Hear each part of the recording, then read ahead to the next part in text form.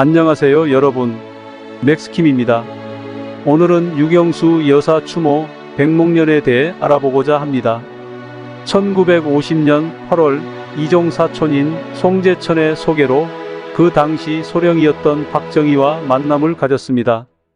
그 당시 박정희는 이미 김호남과의 결혼을 했고 1936년에는 박재옥이라는 딸까지 낳은 상태였습니다. 이를테면 박정희와의 만남은 그가 이미 가정을 형성한 후였으며 김호남과의 결혼과 딸의 출생 등이 이미 그의 인생에서 중요한 사건이었습니다. 박정희는 원래로는 좀 더 나이를 먹은 후에 자신이 마음에 드는 여성과 결혼하길 원했습니다. 그러나 집안 어른들, 특히 아버지인 박성빈은 죽기 전에 막내 아들이 결혼하는 것을 봐야 한다며 강력하게 박정희에게 결혼을 강요했습니다. 그 결과로 박정희는 당시 16세의 처녀였던 김호남과 억지로 결혼하게 되었습니다. 본인은 원하지 않았던 결혼이었기 때문에 김호남에게는 그다지 정을 갖지 못했습니다. 박정희는 김호남과의 결혼 생활에 만족하지 못했고 김호남에게는 그다지 애정을 품지 않았습니다. 이후 박정희는 이열란이라는 여대생과 1948년부터 1950년까지 동거하게 되었습니다. 그러나 박정희가 남로당 소속이라는 것에 실망한 이열란이 떠나버리면서 박정희는 한동안 큰 충격을 받고 방황하게 되었습니다. 박정희가 6.25 전쟁 후 군대에 복귀한 이후 대구시와 부산시를 왔다 갔다 하며 육군본부에서 근무하고 있던 33살의 박정희를 본 후배들은 이열란을 잊으라고 성화를 했습니다. 그 중에는 대구사범 1기 후배인 송제천도 있었습니다. 송제천은 옥천 출신이었고 자신의 고향에 있는 육종관의 딸이 박정희와 만나게 된 것을 떠올렸습니다. 소식에 따르면 유경수와 그의 가족은 부산 영도로 피란을 왔다는 것이었습니다. 이렇게 유경수와 박정희는 만나기 위해 약속을 잡았습니다. 비록 정식으로 맞선된 것은 아니었지만 박정희는 자신의 표현에 따라 목이 길고 고상하게 생긴 처녀에게 대번 호감을 느꼈습니다. 1950년 겨울의 한가운데 대구의 한 역사적 장소에서 두 사람의 인생이 함께하는 새로운 장을 맞이했습니다. 12월 12일 천주교 대구대교구의 심장부라 할 수 있는 계산성당에서는 박정희와 유경수 두 사람의 결혼식이 거행되었습니다. 이날 박정희는 33세의 청년으로 그의 반려자 유경수는 25세의 아름다운 신부였습니다. 이들의 결혼식 사진을 자세히 들여다보면 유경수 신부의 얼굴이 약간 부은 것을 볼 수 있습니다. 이는 결혼 전날 유경수가 겪었던 위경련으로 인한 일시적인 부기 때문이었다고 전해집니다. 그럼에도 불구하고 그녀의 얼굴에서는 행복한 미소가 빛나고 있었습니다. 이들의 결혼식에는 당시 대구시장이었던 허억이 주례를 맡았는데 이때 재미있는 일화가 하나 생겼습니다. 주례를 서던 허억은 신랑 박정희와 신부 유경수의 이름을 혼동하여 신랑 유경수 군과 신부 박정희 양이라고 소개하는 실수를 저질렀습니다. 이는 당시 정이라는 이름이 주로 여성에게, 영수라는 이름이 남성에게 사용되던 관습 때문에 벌어진 해프닝이었습니다. 이 작은 실수에도 불구하고 그 자리에 모인 사람들은 이를 너그럽게 받아들이며 웃음으로 화답했습니다. 박정희와 유경수의 결혼은 단순한 두 사람의 결합을 넘어서 한국 현대사에 중요한 영향을 미친 사건 중 하나로 기록됩니다. 이 결혼식이 거행된 계산성당은 그들의 사랑과 약속을 담은 역사적 현장으로 오늘날에도 많은 이들에게 의미 있는 장소로 기억됩니다. 이와 같이 박정희와 유경수의 결혼은 당대는 물론 후세에 이르기까지 다양한 이야기와 함께 회자되며 한국 현대사의 한 페이지를 장식하고 있습니다. 한국 현대사에서 유경수 여사는 중요한 인물 중 하나로 기억되고 있습니다. 그러나 때로는 그녀의 이름을 둘러싼 재미있고도 인간적인 실수들이 생겨납니다. 예를 들어 한 방송사고에서는 유경수 여사가 아닌 유경사 여수라고 잘못 발언한 사례가 있습니다. 이러한 실수는 방송에서 유경수 여사의 이름을 수없이 반복하다 보니 발생한 순간의 실수였으며, 이는 박정희 전 대통령의 저격 미수 사건 이후에 일어났던 일입니다. 그 시기에는 유경수 여사에 대한 언급이 많아져 방송사고로 이어진 것입니다. 박정희와 유경수의 결혼식과 관련된 또 다른 일화는 예물 반지와 관련된 것입니다. 결혼식 당일 유경수 여사의 사촌 오빠가 예물 반지를 잃어버리는 해프닝이 있었습니다. 이로 인해 결혼식을 앞두고 급하게 반지를 다시 구해야 했던 상황이 발생했습니다. 이와 같은 사건들은 그들의 결혼식을 더욱 인간적이고 따뜻한 기억으로 남게 합니다. 유경수 여사의 아버지 육종관은 당시 박정희와의 결혼을 강하게 반대했습니다. 그의 반대의 주된 이유는 당시의 엄중한 정세와 박정희가 군인이라는 직업에 기인합니다. 1950년 8월 박정희와 유경수의 교제가 시작될 무렵 조선인민군은 한반도 대부분을 석권하고 있었고 낙동강에서의 결사항전이 한창이었습니다. 당시 상황에서 국군의 승리는 기적에 가까운 일이었으며, 만약 적화 통일이 이루어져 국군이 패배한다면 유경수가 과부가 될 가능성이 높다는 점에서 육종관은 결혼을 반대한 것입니다. 이러한 반대에도 불구하고 박정희와 유경수는 결혼에 이르렀고, 그들의 결혼은 한국 현대사의 중요한 부분으로 남게 되었습니다. 이러한 사건들은 당시의 어려운 정세 속에서도 사랑과 결단력을 보여주는 사례로 많은 이들에게 깊은 인상을 남깁니다. 이 내용은 대한민국 역사에서 중요한 인물들인 박정희 전 대통령과 그의 부인 유경수 여사의 결혼 배경에 관한 이야기입니다.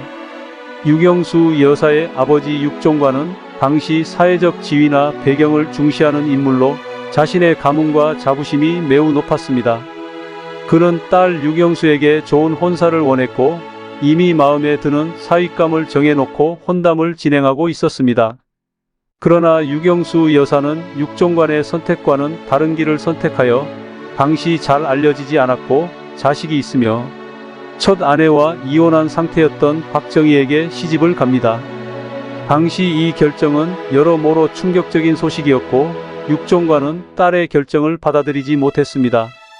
박정희가 후에 대통령이 되어 집권한 이후에도 육종관은 그를 사위로 인정하지 않았으며 청와대에 발걸음조차 하지 않았다고 합니다. 또한 일부에서는 유경수 여사의 결혼에 관한 불길한 예언이 있었다고도 전해지는데, 이는 유경수 여사가 비극적인 운명을 맞이하게 될 것이라는 내용이었습니다. 이러한 배경은 당시의 사회적, 가족 내의 긴장과 갈등, 그리고 개인의 결정이 역사적 사건과 어떻게 얽혀 있는지를 보여주는 흥미로운 사례입니다. 이야기는 또한 한국 현대사의 중요한 인물들의 인간적인 면모와 그들의 개인적인 삶이 어떻게 역사의 흐름에 영향을 미쳤는지를 반영합니다. 유경수 여사와 박정희 전 대통령의 결혼 이야기는 그 자체로 한국 현대사의 한 장면을 구성하는 드라마틱한 요소를 많이 포함하고 있습니다. 유경수 여사의 어머니 이경영 여사가 중요한 역할을 했다는 점은 이 결혼이 단순히 두 사람의 만남 이상의 의미를 가지고 있었음을 보여줍니다. 이경영 여사가 무속인에게 딸의 사주를 보였을 때 그들이 한 해석은 유경수 여사의 결정에 중요한 영향을 미쳤을 가능성이 높습니다. 제취 자리로 시집가야 잘 산다는 해석은 그녀가 박정희와의 결혼을 결심하는데 긍정적인 역할을 했을 것입니다. 하지만 그 예언에는 또한 두 사람의 운명에 대한 불길한 전조도 담겨 있었습니다. 마지막에는 두 사람 다 비극적인 결말을 맞을 것이라는 부분은 나중에 실제로 유경수 여사가 암살되고 박정희 전 대통령 또한 암살로 생을 마감하는 비극적인 사건들과 일치합니다. 이러한 예언이 실제로 그들의 운명에 어떤 영향을 미쳤는지는 알 수 없지만, 이러한 이야기는 그들의 삶과 역사적인 사건들 사이에 얽힌 신비로움과 운명적인 요소를 더해줍니다.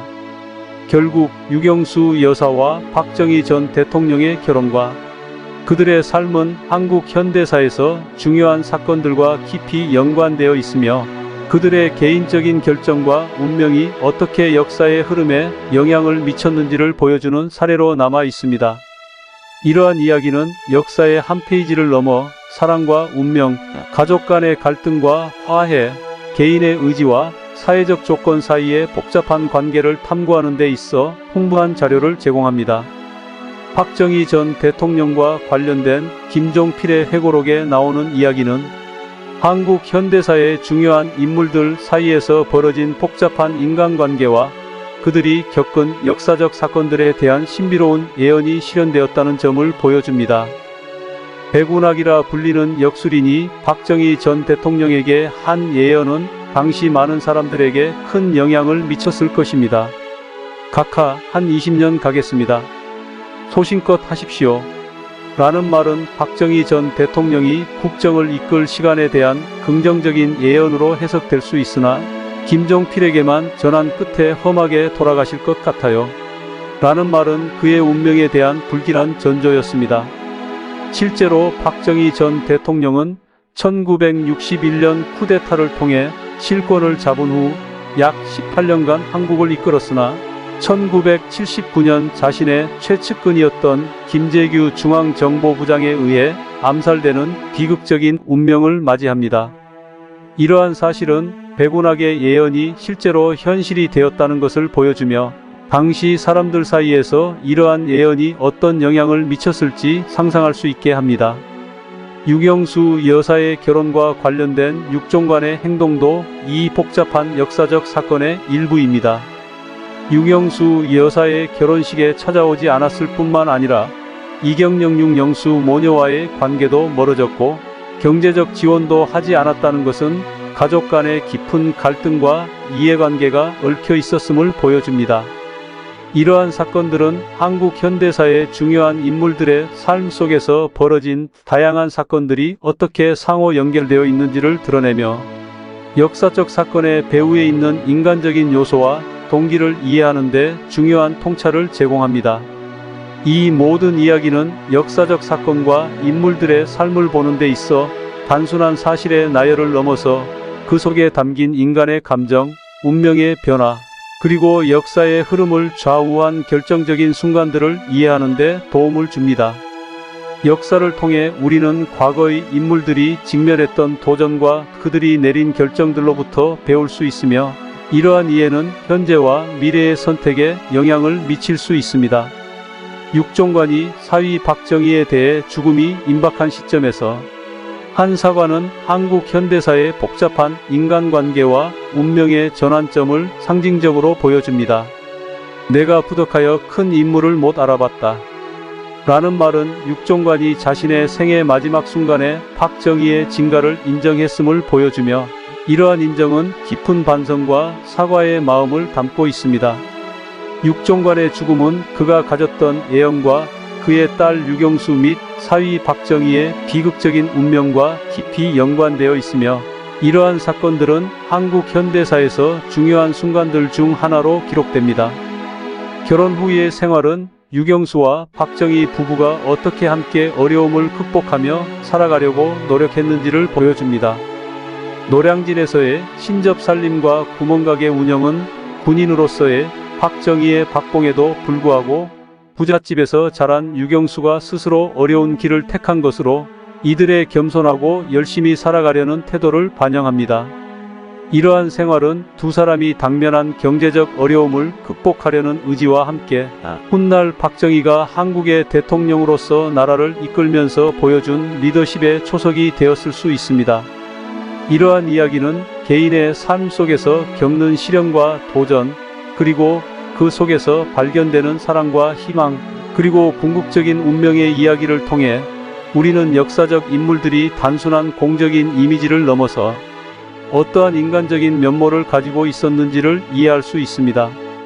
이는 역사를 바라보는 시각을 넓히고 과거로부터 교훈을 얻으며 더욱 풍부하고 다층적인 이해를 가능하게 합니다. 전인권의 박정희 평전에서 유경수를 고평가하는 부분은 그녀의 섬세함과 배려, 그리고 남편 박정희와 가족에 대한 깊은 애정을 보여주는 예시 중 하나입니다. 대문을 고치라고 한 일화는 단순히 실용적인 문제 해결을 넘어 유경수가 가지고 있던 가치관과 남편에 대한 세심한 배려를 잘 드러냅니다. 이는 남편의 위엄과 기계를 존중하는 그녀의 마음을 반영하며 이러한 세심한 배려는 가족 구성원들에게도 확장되었다고 볼 수 있습니다. 1952년 박근혜가 태어나기 전 박정희와 유경수는 노량진에서 살았고, 이 시기에 유경수는 박정희의 전처의 딸 박재옥을 데려와 함께 살게 하며 양딸로서 뒷바라지를 해주었습니다. 이는 유경수가 가족에 대한 깊은 이해와 포용력을 가지고 있었음을 보여주는 사례입니다. 또한 박재옥을 박정희의 부관 한병기와 중매해준 것도 유경수의 따뜻한 마음씨와 가족에 대한 깊은 애정을 나타내는 행동으로 해석될 수 있습니다. 박정희와 유경수 사이에서는 일남 이녀가 태어났으며 이들 가족의 이야기는 한국 현대사에서 중요한 부분을 차지합니다. 박근혜, 박근령, 박지만 3남매의 탄생과 성장은 박정희와 유경수 부부의 삶과 밀접하게 연결되어 있으며 이들의 삶은 한국 정치사에 큰 영향을 끼쳤습니다.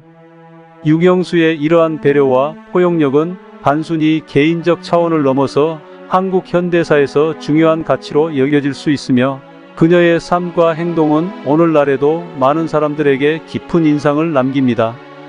유경수의 이야기는 한국 현대사를 이해하는 데 있어 중요한 부분을 차지하며 그녀의 성격과 가치관은 여전히 많은 사람들에게 존경과 영감을 주고 있습니까?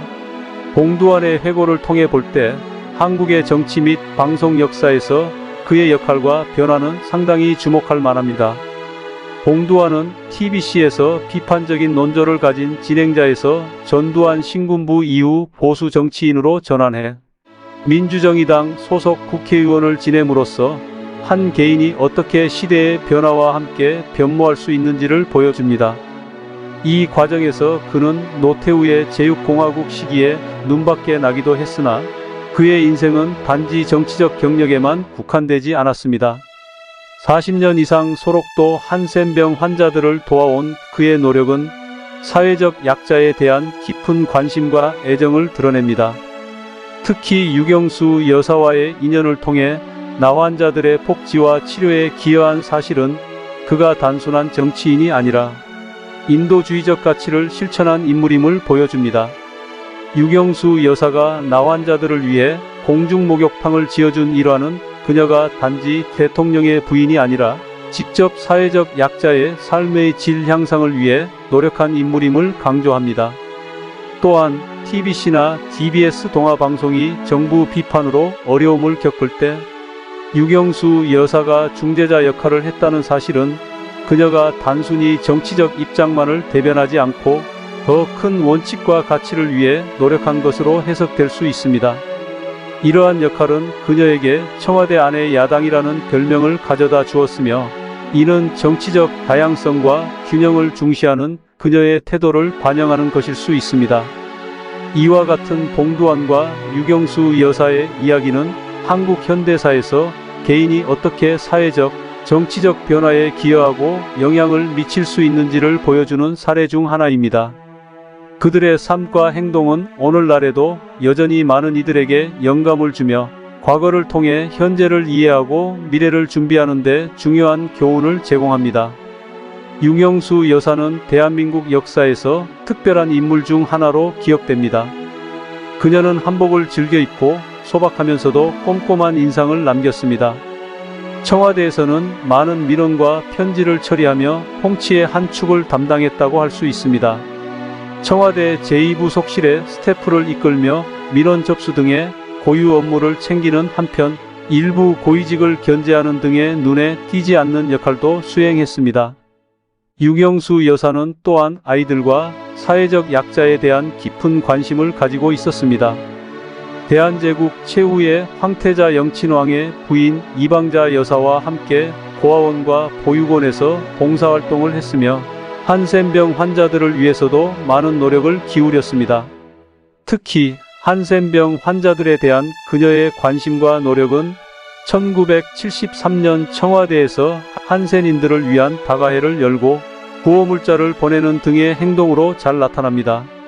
더 나아가 1971년 전라남도 나주시와 1972년 전라북도 익산시의 한센인촌을 직접 방문해 한센인들의 인권 향상을 위해 노력한 것으로 알려져 있습니다.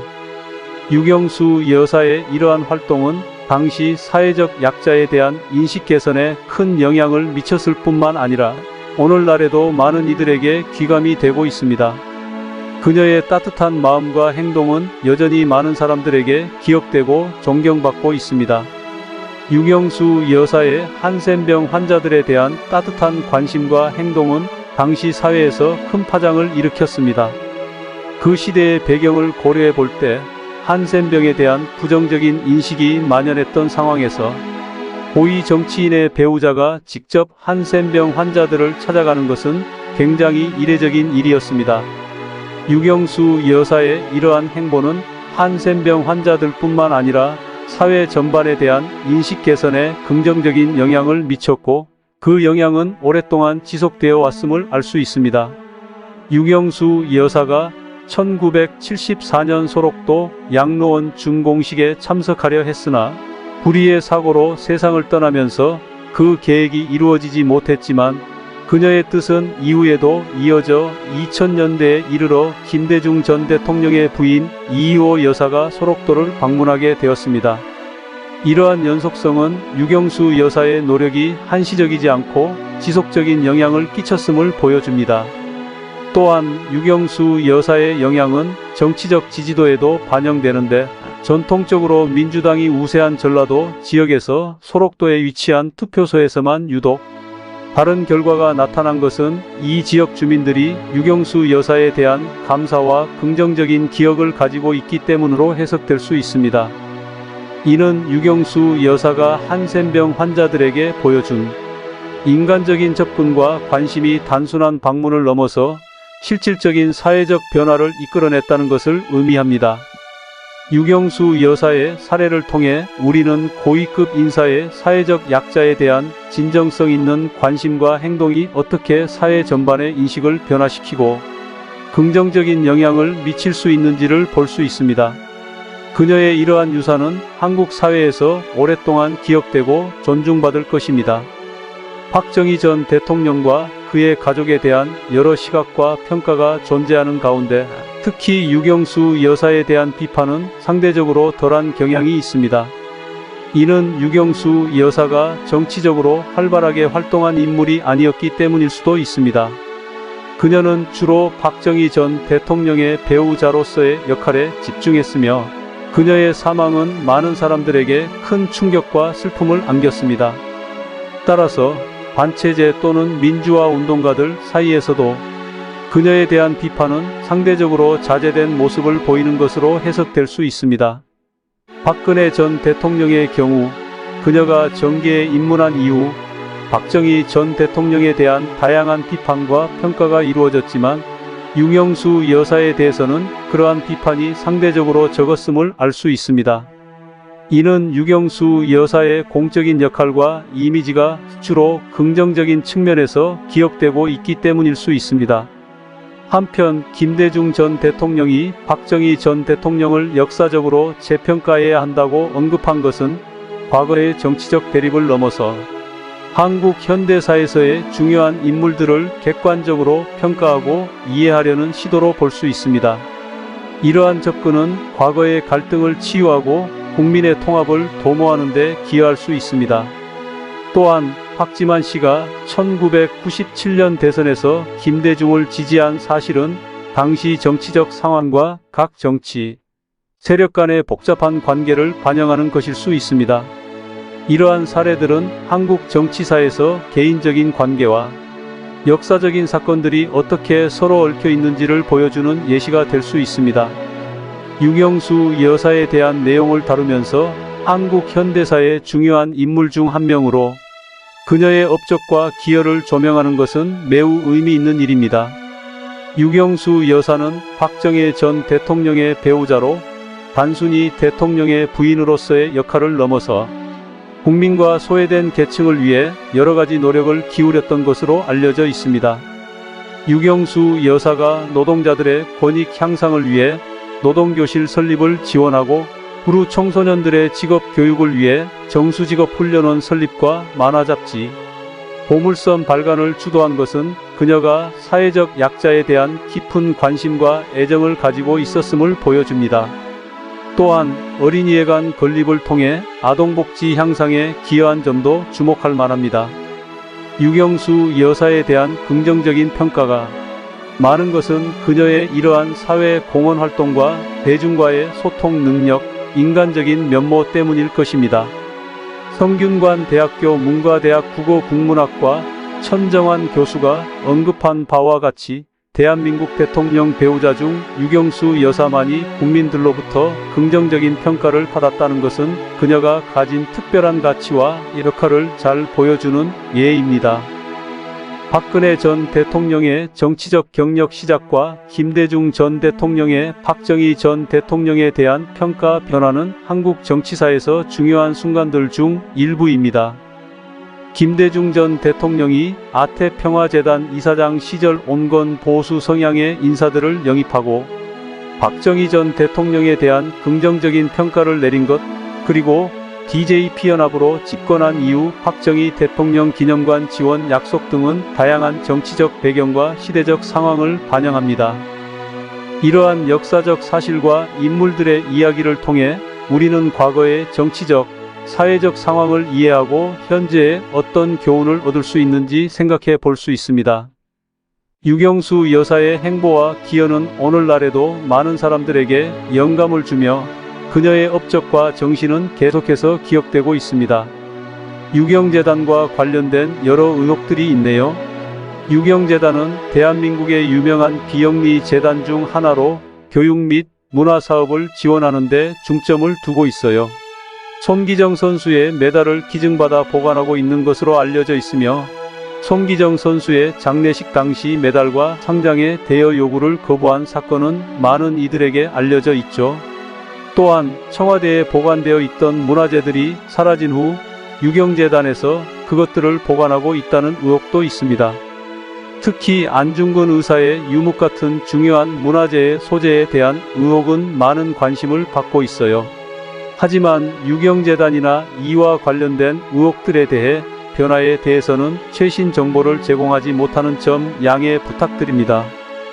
이러한 의혹들은 복잡하고 민감한 사안들이 많아 정확한 사실 확인과 공식적인 입장을 참고하는 것이 중요합니다.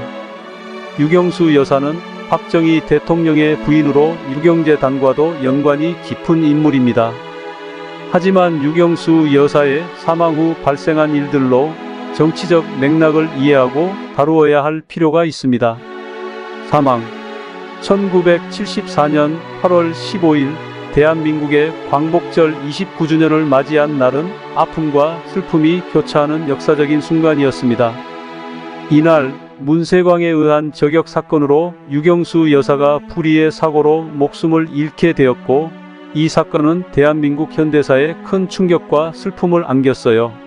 유경수 여사는 박정희 대통령의 영부인으로 국민들에게 사랑받는 인물이었으며 그녀의 사망은 많은 이들에게 큰 슬픔을 가져다 주었습니다. 유경수 여사의 장례식은 국민장으로 치러졌으며 200만 명이 넘는 조문객이 참석해 그녀에 대한 애도를 표했어요. 이는 당시 대한민국 인구에 비추어 볼 때 엄청난 수의 인파가 모인 것으로 유경수 여사가 국민들에게 얼마나 큰 영향을 끼쳤는지 보여주는 사례가 되죠. 또한 같은 날 장봉화 학생도 불행히도 사망했는데 이는 더욱 슬픈 사건으로 기억되고 있어요. 합창단원으로 참가했던 장봉화 학생의 사망은 이 비극적인 사건이 단순히 공적인 인물들에게만 영향을 미친 것이 아니라 일반 시민들에게도 큰 슬픔을 안겨줬음을 상기시켜 줍니다. 이 사건의 배경에는 김대중 납치 사건에 대한 격분이 있었다고 하는데, 이는 당시의 정치적 긴장도와 복잡한 사회적 상황을 반영하는 것이었어요. 유경수 여사의 사망과 그로 인한 국민적 애도는 당시 대한민국 사회가 겪었던 다양한 갈등과 아픔을 대표하는 사건 중 하나로 기억됩니다. 유경수 여사의 장례식이 국민장으로 치러진 것은 그녀가 국민들에게 어떤 존재였는지, 그리고 그녀의 사망이 대한민국에 어떤 의미를 가졌는지를 상징적으로 보여주는 사례라고 할 수 있어요. 이러한 역사적 사건들을 통해 우리는 과거의 아픔을 기억하고 더 나은 미래를 위해 교훈을 얻을 수 있습니다. 유경수 여사의 비극적인 죽음은 대한민국 전체에 큰 충격과 슬픔을 안겼습니다. 유경수 여사가 1974년 8월 15일 문세광에 의해 암살되었을 때 그 충격은 단순히 개인적인 비극을 넘어서 국가적인 애도의 상황으로 확장되었습니다. 문세광이 북한과 연관됐을 가능성에 대한 의혹은 당시 한국 사회의 반공 감정을 더욱 고조시켰고, 그가 제1교포였다는 사실이 알려지면서 일본에 대한 분노로까지 확대되었습니다.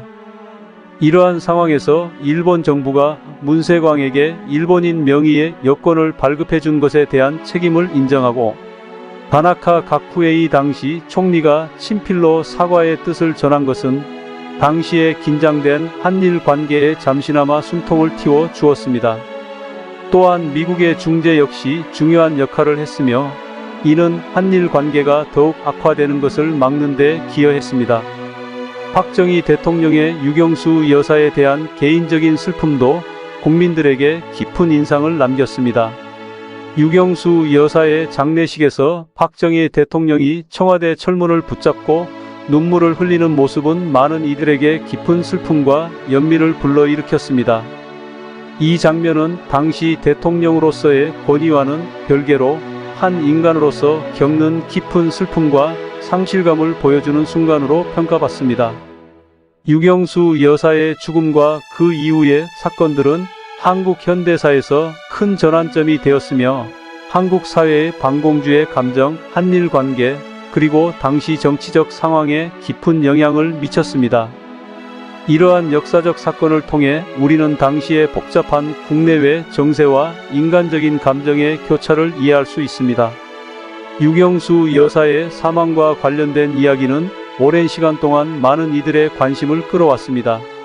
SBS 그것이 알고 싶다에서 다룬 내용에 따르면 유경수 여사가 사망한 당시 현장에서 회수된 6발의 총알 중 유경수 여사의 머리에 맞은 총알은 국립과학수사연구원으로 넘겨지지 않았다고 합니다. 이유는 총알이 머리의 운에 깊은 곳에 박혀 있어서 총알을 꺼내기 위해선 시신의 훼손이 심각해질 수 있기 때문이었다고 합니다. 따라서 총알을 꺼내지 않고 장례를 진행했다고 하는데, 이는 총알이 그대로 묻혔다는 것을 의미합니다. 하지만 유경수 여사의 집도인은 사입구와 사출구가 있어 관통상임을 확인했고, 자신이 관통상을 확인했다고 인터뷰에서 밝혔습니다. 이는 총알이 사라진 것으로 추정되는 상황을 의미합니다. 1975년에는 유경수 여사를 추모하는 사진집이 만들어져 학교에 배부되기도 했습니다. 이는 당시 박정희 정부에서 유경수 여사의 기억을 영속시키려는 노력의 일환이었습니다. 유경수 여사의 사망과 관련된 여러 사실과 추측들은 시간이 지남에 따라 계속해서 논의되고 있으며, 이러한 역사적 사건에 대한 진실은 여전히 많은 이들의 관심사입니다. 유경수 여사를 기리는 다양한 활동과 기념시설이 있다는 것은 그녀가 한국 현대사에서 차지하는 중요한 위치를 반영합니다. 배화여자 중학교 고등학교 교정에 세워진 유경수 여사 기념관은 그녀의 모교가 그녀를 기억하고 그 의미를 후세에 전달하려는 노력의 일환입니다. 이 기념관이 배화여자대학교의 대학본부로 쓰이고 있다는 사실은 교육기관이 유경수 여사의 유산과 그녀의 기억을 계속해서 중요하게 여기고 있다는 것을 보여줍니다. 박근혜 전 대통령이 어머니인 유경수 여사의 사망 후 한국으로 돌아와 포스트레이디 대행 역할을 수행한 것은 그녀가 어머니로부터 받은 영향과 가족의 정치적 유산을 이어가는 중요한 순간을 나타냅니다. 박 전 대통령이 어머니처럼 올림머리를 하고 다니기 시작한 것은 유경수 여사에 대한 개인적인 기억과 존경을 표현하는 방식이었을 것입니다. 2016년 유경수 여사가 암살된 국립극장 해오름극장에서 열린 추모 공연인 백목련은 유경수 여사를 기리는 또 다른 예입니다. 목련이 유경수 여사가 생전에 좋아하던 꽃이었으며, 한복을 입고 올림머리를 한 그녀의 모습이 목련에 비유되었다는 사실은 유경수 여사의 아름다움과 그녀가 사람들에게 남긴 인상을 상징적으로 보여줍니다. 배화여자대학교에 목련관이라는 이름의 건물이 있는 것도 이러한 상징성을 잘 반영하고 있습니다. 이러한 기념 활동과 시설은 유경수 여사의 삶과 유산이 여전히 많은 사람들에게 영감을 주고 있음을 보여줍니다. 그녀의 기억을 영속시키려는 노력은 그녀가 한국 사회와 문화에 끼친 영향의 깊이를 잘 드러냅니다. 여러분, 영상을 잘 보셨나요? 저는 이 영상의 제작자 맥스킴입니다. 팩트에 기반한 유익한 정보만을 선별하여 전달하는 것을 항상 목표로 하고 있습니다. 여러분의 구독은 저에게 큰 동력이 됩니다. 다음 영상 제작에 더욱 힘을 실어주실 수 있습니다. 또한 아직까지 구독 버튼이 빨간색이라면 아직 구독하지 않으셨을 가능성이 있습니다. 엄지 모양의 좋아요와 구독 버튼을 꼭 눌러주시면 저에게 큰 도움이 될 것입니다. 감사합니다.